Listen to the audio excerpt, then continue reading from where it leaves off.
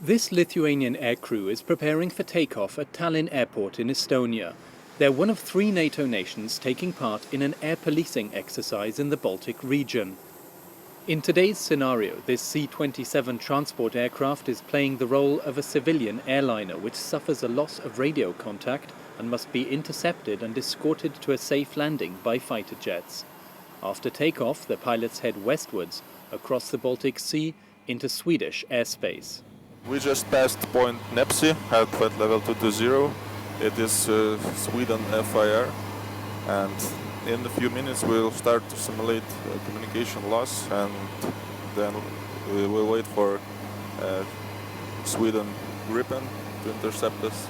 What's special about this exercise is that for the first time ever, Sweden, a non-NATO country, is taking part under the Alliance's Partnership for Peace programme.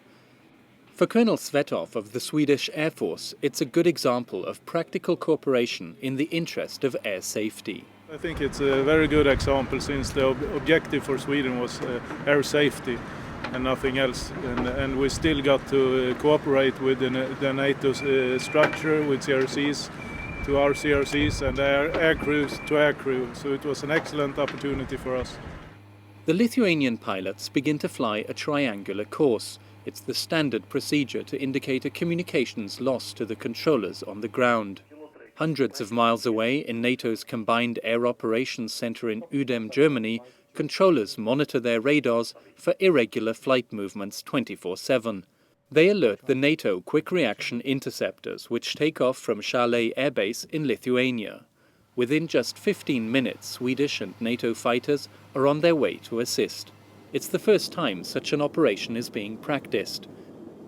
In Europe's busy skies, the loss of communications is a great danger to all air traffic. Escorting such planes is the only way to ensure a safe landing.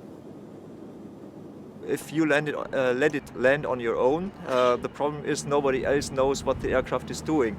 So if you intercept it and you bring it to land, it's just to ensure flight safety for everybody who is involved in flying aircraft and using the airspace. The Swedish Gripen interceptors escort the C-27 back out of Swedish airspace. The challenge for jet pilots lies not in the actual flying, but in communicating with controllers in Germany, Lithuania, Sweden and Estonia. The important thing is all the centers need to talk together, the military centers need to talk with the ATC control and all this stuff. And it's cross-border operations most of the time, so it's not in a country itself. Usually it might be the fact that borders are crossed, and that's the reason why a lot of players get involved then. Meanwhile, 2 NATO F-4 Phantoms arrive. At 22,000 feet, the Swedish pilots hand over the C-27 to the Germans, who currently head NATO's Baltic air policing contingent. No less than 14 NATO nations have provided this capability to the Baltic states since they joined the alliance in 2004. The cooperation has benefited all, which is why military commanders want to intensify and expand the partnership. We need to intensify our capability to work together, and that can only be achieved through exercise activities like the Bright event in the Baltic region or other exercise activities that are open for partner nations. Finally, we are envisaging even that Russia or Belarus could participate. This will be the case in June already, when NATO and Russia are set to hold a training event in Warsaw to conduct the final test of a joint air traffic system known as the Cooperative Airspace Initiative.